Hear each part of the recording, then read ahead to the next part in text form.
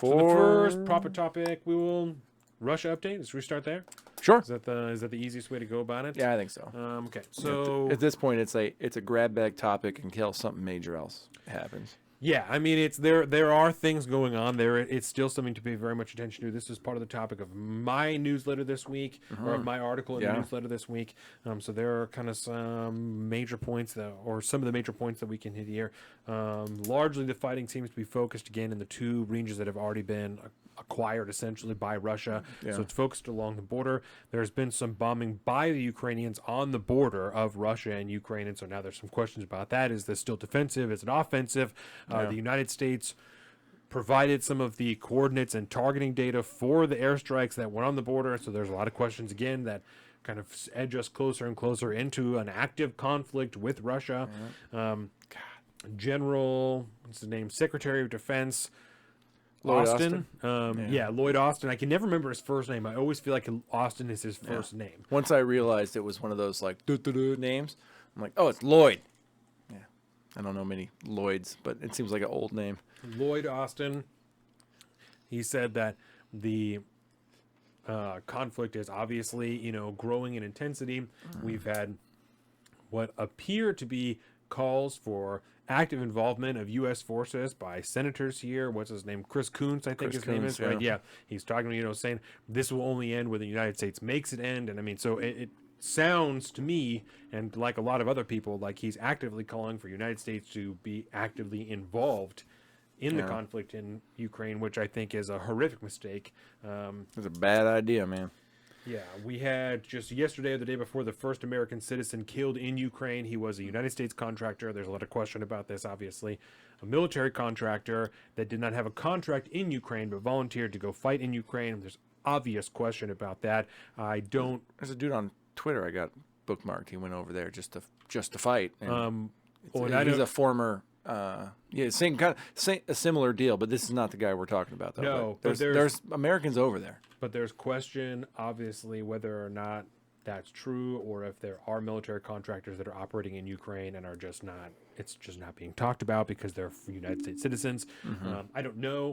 I wouldn't put it past anybody. I'm not guessing either way, but there is question about that. Yeah, and I mean, and no fault about that either, because obviously anybody legitimately can do that. There's proper channels to go through, and then there's actual like volunteer regiments and stuff in Ukraine. For the defense of Ukraine or whatever it's called. Yeah, you can literally volunteer and go and fight in Ukraine. They will strap you up with whatever they can give you and send you over there. Yeah, whatever the UN can give you, apparently. Yeah. Which is where the problem lies. Gas has been cut off by Russia to Poland and Bulgaria, and there is dispute over how they're going to pay. Russia is demanding that they pay for their energy in rubles. There are foreign sanctions, obviously, that mandate that they pay for it in dollars, and they're refusing to do so. And it's interesting that this happened because of the conversation we had with the Gator brothers the last time we were here, right? This wouldn't seem to have made much sense, but when you know, that Russia has backed the ruble in gold, they want more gold. Yeah. They want more of their currency because their currency is what is actually worth something, and they're making sure that it's worth something. Yep. So it seems to the rest of the world that it's like a very petty thing. They're like, oh, they just want their own money because they can't have the dollars. No. That's not the way it is, man. Because they're backing their currency in gold, and it's actually worth something, and our money is not. Our money is actively being devalued by inflation, by stagflation, by the rest of the world, by people moving off of our dollar as the petrodollar, and Russia is sitting and fucking laughing while they do it. Yep. Yeah, that's kind of the funnier aspect of this funny, like in obviously a dark manner, but when you look at the moves financially that Russia's been making, it is just, we're talking like we're getting shot in the kneecap over here, man. Like our economy is taking a hit because of some of the things that Putin is doing. And theirs is bouncing back already. But that does not mean that this is Putin's gas hike and stuff like that. That's not Putin's inflation. That's the problem, is that there's a hair of truth in this fucked up term that they use for the reason why our inflation is so bad. But it's definitely an aspect of things, because massive disruption when you have a nation like that you won't do trade with anymore, or won't trade in your own currency that you've relied on for decades and decades, and then you have other neighboring nations, like other trade partners that are no longer doing business in your currency anymore. I mean, that's a massive hit to the American economy at that point, because we are such a globalist society at this point. When it comes to like open markets, especially commodity markets, we'll put it that way. But it's no surprise that it's an aspect. There is that small grain of truth that's attached to that term that they use, and it's watching what is happening now with the gas cutoffs and things like that. It's going to be a very interesting thing to keep an eye on, because there is going to be massive economic fallout throughout the entire like European bloc at that point. Right. It's none of this is good, man. It's like there's this weird kind of hot warfare going on the ground with the Ukrainian forces and the volunteer forces, and the UN is funding it up the ass. Joe Biden just asked for another $33 billion the other day from Congress. British SAS is on the ground actively training Ukrainian soldiers. You talked about that in your piece this month. Yeah, and we've talked since this began, that I firmly believe, everything I know about the United States government and the United States military, that there are United States military assets on the ground in Ukraine assisting either in training or at the very least targeting acquisition, the same thing they're doing in Yemen, right, with the Afghans, that they are providing information, they're just consulting, right? I feel very, very strongly that there are, and I am fully prepared in 20 years from now to be vindicated by learning that that is the truth. Yep. And if you ask me,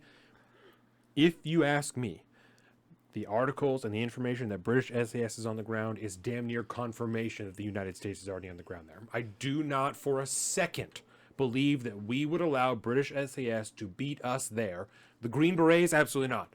We're not going to let some fucking foreign legion, some other foreign defense force beat the Green Berets there to be training people, because we're the best. If they want to win, they need America. That's why we're giving all this money, is because they need America. They need our intelligence. We're the best in military. That's why they need us, right?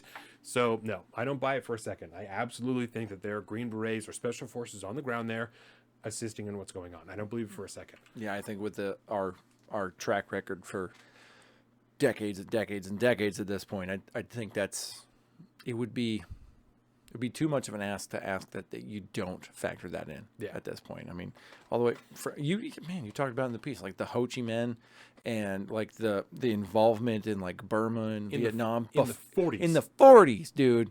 There's a great movie about that, by the way, with Frank Sinatra. Yeah, in 45. Yeah, we had OSS troops in Vietnam working with what would become the Viet Cong to help defend themselves. Yeah. But you know who Gina Lola Bridgetall is. I've heard that name before. At Benix. Yeah. And she stars in that movie along with Frank Sinatra. It's called Never So Few, based off of a novel. But it's all about, the OSS being over in China and in Laos and shit in the fucking 40s, man. No, I don't buy it for a second. Absolutely. And it's so weird because they were open communists. Like, they were open communists, and we were like, anything to fuck Japan. Like, anything to fuck Japan. That's fine. Whatever you got going on, that's cool. Anything to fuck Japan. That's all that really matters right now. Yeah, we didn't really turn against the communists until after we had defeated the fascists and the imperialists. So short-sighted. We're like, it's fine. Don't worry. It's fine. It's fine. It's fine. Everything's fine. You hate Japan, though, right? Okay, cool. That's what matters to us. You hate Japan, though. That's just so crazy. It's so crazy, man. We elected people who were like, definitely. It's so stupid. So stupid. Oh, yeah, we got a real good track record with foreign policy, man. I don't know what you're talking about. There's a reason we're the world's police, right? We do so good at it. That's what I'm saying. So I don't buy it for a second. I actively believe and would defend to anything that we have special forces operations there. Even if you're talking about, if you want to do the government and split hairs, and they took people from special forces and they had them resign from the military, and now they're part of the CIA and they have them over there like that. Eat my dick. That's the same thing. Shit. Yeah, that's the exact same thing. If you got CIA agents over there, you have military or intelligence assets. So they're all expanded. Military or intelligence assets on the ground there assisting in the fighting in Ukraine. I don't buy it for a second. Yeah. And if one of those motherfuckers dies, we're in there. If you lose an intelligence or military asset, we are in there. I don't buy for a second, and we will be there until this is over. Yeah. And this battle of wills, you know, I feel like that's the best way that it can be described. Is it's if you enter into this with Vladimir Putin, it's a battle of wills, and he's not going to give up. He's not going to be like, oh yeah, I'll just roll over. You know, he feels that his way of life is being threatened. This is a battle of wills. It will become a battle of attrition, and he don't give a shit. Nah, man. Russia has historically never given a shit about battles of attrition. No. They will last. He does not care, and we do. And as soon as the numbers start to tick up, what do we got to 2,300 in Afghanistan? We're like, no way. We're not having it. 60,000 in Vietnam. Yeah. Right? 60,000 soldiers in Vietnam. 2,300 in Afghanistan. And we weren't having it. At that point, there were protests. There were people who had yellow ribbons on their cars, on their houses, on their everything. At half that. There's no way, bro. We are not going to stand for that now. I don't care if there are however many billion people on it in this country. No, 330 million people. No, there's no way. No, not even 2,300. We're not doing it. No, I don't think so. No, the country won't have it. Welcome to the south of the streets, coming at you every week with